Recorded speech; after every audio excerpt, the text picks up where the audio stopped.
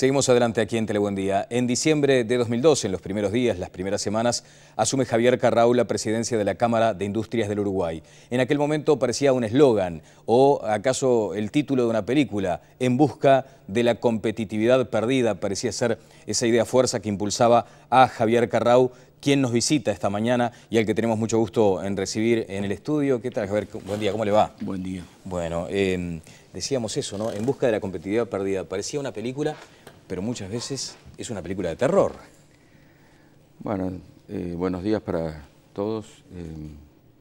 Realmente es un placer estar aquí. Sabemos que el programa es muy visto en las mañanas en todo el país. Bueno. Pero sobre ese tema, sin duda, sabíamos que era un desafío importante comenzar en los primeros días de diciembre, que fue cuando el Consejo Directivo, luego de las elecciones que fueron a fin de noviembre, elige su Consejo Directivo, donde hay una renovación de más del 50% del Consejo Directivo de la Cámara de Industria. Y luego el propio Consejo elige sus autoridades, ¿no? O sea, la elección elige a los consejeros. Exactamente. Y el Consejo Directivo elige a sus autoridades. Es importante que asumimos la dirección de la Cámara de Industria como la presidencia, que es un orgullo, pero un gran desafío también. Claro. Y fundamentalmente también contando con un equipo de compañeros en el Consejo Directivo que fueron sugeridos por mi persona, pero aprobados por el 100% del Consejo Directivo. Sí, nos consta. Bueno, Javier, muchas veces hay que también hacer una presentación en sociedad de personas que de pronto para el gran público no son del todo conocidas. Lo cierto es que usted actualmente dirige una empresa emblemática, Bodegas Carrau. ¿Cuándo empieza esta actividad industrial? Su padre fue el precursor, digamos, y usted sigue la senda. Sí, o sea, nuestro abuelo y nuestro padre llegaron de Barcelona, o sea, 1930, época de gran crisis económica universal. Sí, el crack del 29, por ejemplo. La gran crisis fue 29, pero terminó afectando también todo el año 30. Y ellos se vienen para Uruguay, dado que mi abuela, la madre de mi papá, era nacida en Montevideo, por más que los padres eran Pujol y catalanes. Entonces, llegan a Uruguay en el año 30. Mi abuelo era un enólogo europeo, estudió en Vilafranca del Penedés y tenían bodega de la familia en Vilasar de Mar, que es hoy dentro casi de la Gran Barcelona, sobre el Mediterráneo, un poquito al norte de la ciudad de Barcelona. Y bueno, este año, hace unos pocos días, el 2 de abril, festejamos 261 años de producción de uvas y vinos a nivel de primeros años hasta el 30 en Vilasar de Mar, en España, y desde entonces en el Uruguay. Qué tremenda historia, ¿no? Porque allí hay mucho arraigo familiar vinculado a una producción que necesitó en su momento reconversiones importantes y que las operó, digamos, en algún momento haciendo punta la propia bodega. Sí, o sea, eso no es que lo digamos nosotros, está documentado. Fue un proyecto, el de Vino Fino Juan Carrau, o sea, Bodegas Carrau, que comienza en el año 75 y donde plantea una renovación de los viñedos para poder tener una materia prima mejor y conseguir vinos competitivos a nivel internacional. O sea, el mundo estaba ya cambiando y nuestros viñedos debían ser renovados. Eso fue, como digo, con importación de plantas libres de virus y de selección clonal. Hoy sabemos todo lo que es un clon. En el año 75 no era muy conocido. El tema era conseguir que todo el material genético fuera exactamente igual. Y al ser una población por hectárea de plantas, si todas las plantas son iguales, si les damos las mismas condiciones de suelo y clima, vamos a tener una materia prima mucho más homogénea. Claro. Y esa es la base mismo para un chef de cocina. Si no tiene buena materia prima, no puede hacer un buen plato.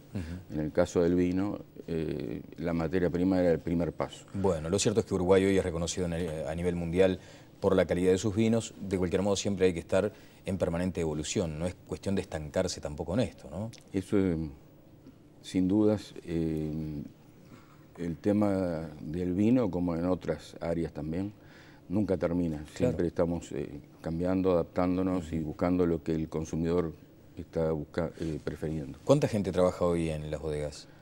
Nosotros tenemos 2 bodegas, una en Montevideo, una antigua bodega que era de don Pablo Barsi, y fue de las primeras bodegas industriales en Uruguay de 1875, en la zona de Colón. Sí, espectacular. Y los viñedos están en Las Violetas, en el departamento de Canelones. Entre bodega y viñedos unas 40 personas efectivas, o sea, tomando en cuenta también el equipo de ventas. Claro. Y luego en Ribera tenemos unas 12, 13 personas fijas, más también los zafrales en ambos viñedos que se toman en las épocas de poda o de sacada de rama y cosechas. Está muy bien.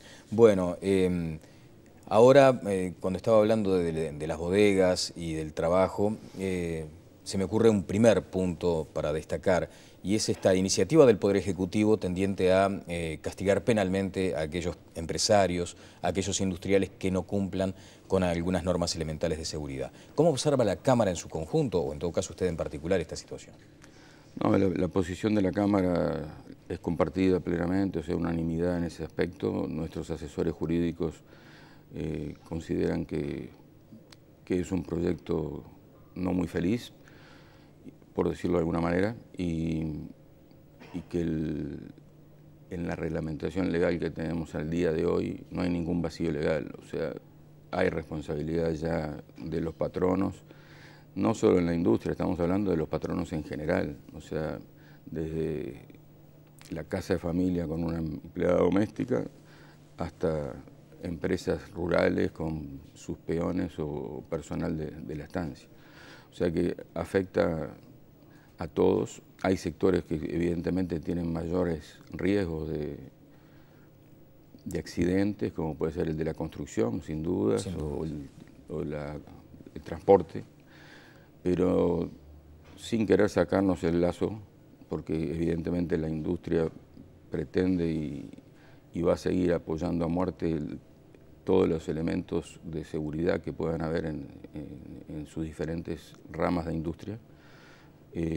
Consideramos que una responsabilidad penal de los directores de las empresas es una exageración total. ¿Y qué van a hacer en ese sentido, Carrao? Ya estuvimos en las comisiones de diputados, todas las gremiales empresariales, tuvimos reuniones previas también entre las distintas gremiales empresariales y los abogados de cada una de ellas. O sea que no es una posición tomada exclusivamente por los directores, que no somos en muchos casos los abogados penalistas, sino que hemos pedido informes en el caso de la Cámara de Industria fue la primera que consiguió un informe al respecto con el doctor Langón, que es el grado 5 de la Facultad de la Universidad de la República. Claro, ahora, presidente, me pregunto, ¿hay algún mecanismo de autorregulación hacia la interna de la Cámara de Industrias cuando se advierte que alguno de sus asociados no cumple con las pautas de seguridad? No, sí, sin duda el problema es que no es solamente los asociados los que no cumplen, muchas veces son los propios empleados.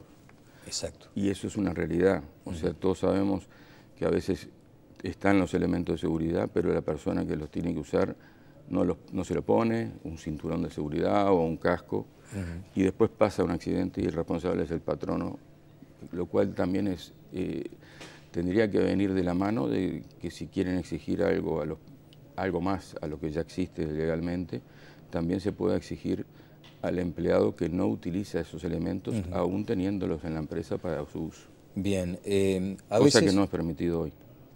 A ver cómo es. O sea, una suspensión por no utilizar elementos de seguridad no se le puede aplicar a un empleado. O sea que usted ve, por ejemplo, mañana en la bodega, alguien que está sin las condiciones necesarias para bajar uno de los tanques de procesamiento del vino y no puede suspenderlo. Lamentablemente, o sea, nosotros en la bodega no tenemos ese problema, somos una pequeña empresa. Puse un ejemplo por su actividad. Hay una relación muy... Pero supongamos que fuera constructor, mañana hay una persona sin su arnés y no lo puede suspender. Y no puede suspenderlo porque después aparece una reacción del sindicato que le hace un paro y complica las tareas en la empresa. Carrau, hay veces que los empresarios notan como cierto desequilibrio en la balanza que plantea el Ministerio de Trabajo y Seguridad Social con respecto a estas iniciativas y como que el plato se inclina demasiado a favor del trabajador. ¿Usted tiene esa mirada o la corporación que preside? Y lo hemos vivido en los últimos años, o sea, no estoy hablando de nuestra presidencia que empezó en diciembre, pero ya en los últimos años el elemento de un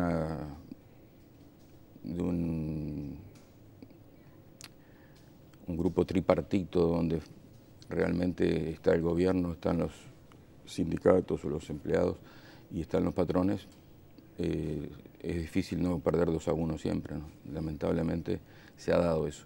Creo que también hay que mirar con optimismo este año, que es un año de nuevos acuerdos que terminan ahora en el mes de junio. Sí. Y tratar de que no haya lo que se está pensando que va a ser un año de muchos problemas sindicales, ¿no? Sí. Ustedes allí, ¿qué aspiración tienen? Porque por otro lado tienen al ministro de Industria, que es una persona que ha estado muy atenta permanentemente a los reclamos del sector. Sí, o sea, inclusive en el día de ayer tuvimos una audiencia con el ministro de Industrias en la tarde, que inclusive quería comentarle algunos de esos temas que... Como no, encantado. Que son... Sí, desde ya. Sí, tenemos uno pendiente, ¿no? Que es el de la disposición final de los residuos industriales, que se trató ayer. Pero me gustaría, para quedar con este tema cerrado, en materia de ajustes salariales, ¿qué pretenderían ustedes en la próxima ronda? La realidad es que la situación se ha venido complicando. El año pasado, 2012, eran algunos pocos los sectores con dificultades, pero en los últimos 6 meses vemos, y nos preocupa enormemente, que esas dificultades se han ido ampliando a nuevos sectores. Ajá. ¿Cuáles son los sectores hoy que están comprometidos, digamos? Bueno, los históricos de los últimos años, tomamos vestimenta, textil, calzado. Mismo el curtiembre, ¿no? También, o sea, claro. que tuvieron años excelentes y en los últimos años han bajado su actividad en forma importante. Pero hoy en día vemos todos los ligados a la construcción, que también están sufriendo, como cemento, como pinturas. A pesar de este aparente auge que hay. Sí, hay un aparente auge, pero que no nos olvidemos que también ahora termina Montes del Plata, son 5.000 personas que quedan ahí. No sabemos en dónde van a ir. Se ha aumentado el número de personas en el seguro de desempleo. Claro, ahora Carrau, volviendo al primer punto, ¿cuál es el ajuste que ustedes entienden pertinente, adecuado, inteligente? No, o sea, creemos que cada rama de actividad va a tener que tener sus instancias y buscarla, pero estamos enfrentados a un momento de dificultad. O sea, es importante que el gobierno, creo que ya es consciente de eso, pero también los sindicatos y las personas, los empleados, tomen conciencia de que en algunos sectores prácticamente no se podría hablar de aumentos y en otros sectores lo amerita. Allí está, por ejemplo, lo que entiende el gobierno como el promedio inflacionario. ¿Es por ese porcentaje que ustedes irían al ajuste o por lo que entienden los trabajadores que es más cerca de un 9 que de un 5?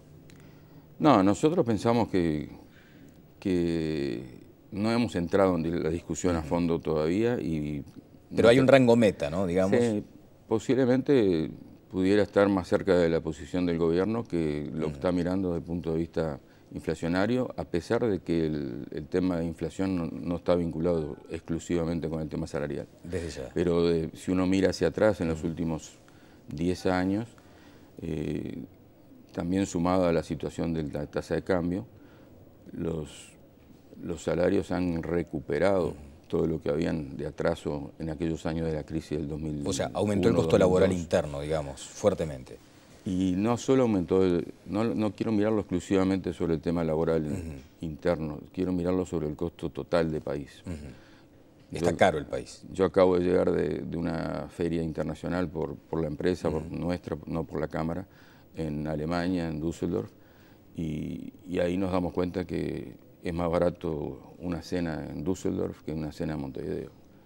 Y cuando suceden esas cosas, es que evidentemente no puede ser que un pequeñito país como el nuestro sea más caro que que lugares de superlujo en Alemania, ¿no? Düsseldorf es de las ciudades más importantes. Exacto. En cuanto a nivel social. Ahora, los precios de la exportación de productos industriales medidos en dólares, ayer se informaba por parte de la Cámara, han crecido por cuarto mes consecutivo, más allá de que se nota una cierta desaceleración en el comportamiento del sector. Allí es donde los trabajadores dicen, pero los industriales o los empresarios siempre se están quejando y sin embargo les va bárbaro. Bueno, en realidad no nos va bárbaro, ¿no? O sea, esta situación de los últimos, ya no de los últimos 6 meses, es una situación que se viene arrastrando de varios años, que se lo venimos comentando al gobierno. Con el ministro Kreimerman existe, como usted bien decía, una relación excelente. Él comprende porque estuvo en el sector privado y conoce las obligaciones y lo que significa el sector privado, que cuando llega el fin de mes hay que cumplir con las obligaciones. Y cuando tenemos, ayer me encontraba con una empresa nacional que me decía hace 7 años la masa salarial nuestra era 7 millones de dólares por mes, hoy estamos en 13 millones de dólares por mes sin haber aumentado el número de personal. Eso para darle una idea. Y pero este dato, por ejemplo, Carrau, que indica que los precios mejoraron también en el exterior y que, por ejemplo, han crecido... Sí, pero todos esos datos, muchos dependen del titulado. Y a veces nosotros vemos con preocupación titulados que son hechos muy a la ligera. Ajá. Lo importante aquí es la competitividad y los costos internos que tenemos en nuestro país, que se ha vuelto caro, no solamente en lo que hablábamos de una cena, sino que doña María cuando va al supermercado con su carro se da cuenta de lo que significa, lo que ha aumentado el costo en pesos, ¿no? ¿Ustedes le temen al descalce cambiario ese que existe? Existe una situación de dificultad. Nosotros venimos hablándolo, no nos gusta tirar por los medios este problema, sino que lo estamos hablando con el propio gobierno y lo hemos hablado inclusive con el PIT-CNT. O sea, la Cámara de Industrias visitó el PIT-CNT a invitación del propio PIT y hacía décadas que el presidente de la Cámara de Industrias no iba al PIT-CNT. Y consideramos que si estamos en un mismo barco tenemos que mirarlo, ver los puntos comunes que podemos tener. Perfecto. Presidente, nos había quedado pendiente ese asunto, vinculado a la disposición final de los residuos industriales, algo que no ocupa grandes titulares y sin embargo nos compromete a todos. Sin duda es un proyecto, un megaproyecto para nuestra Cámara de Industrias, que es el más grande que hemos afrontado y se ha ido trabajando en silencio, pero con un equipo técnico, varios técnicos de la propia Cámara de Industria y unos técnicos contratados especialmente para este proyecto, que ya lleva más de 5 o 6 años en estudio, y es un desafío muy grande para la Cámara porque tiene un fin social que lo tenemos que ver como tal, dado que hasta ahora esos residuos sólidos industriales se estaban depositando no se sabe bien dónde, o en canteras o en lugares que después generaban o podían generar problemas a nivel social, como ya lo hemos visto en distintas partes del departamento de Montevideo. Exacto. A partir de ahora tuvimos la aprobación del Ministerio de Vivienda y Medio Ambiente y en el día de ayer visitamos al Ministro de Industria para comentarle eso y que necesitamos urgentemente llevar adelante el decreto que firman estos dos ministros, el de Medio Ambiente y el de Industria, para con eso poder presentarnos a un Banco República donde ya hay una línea de crédito aprobada para la construcción de ese depósito.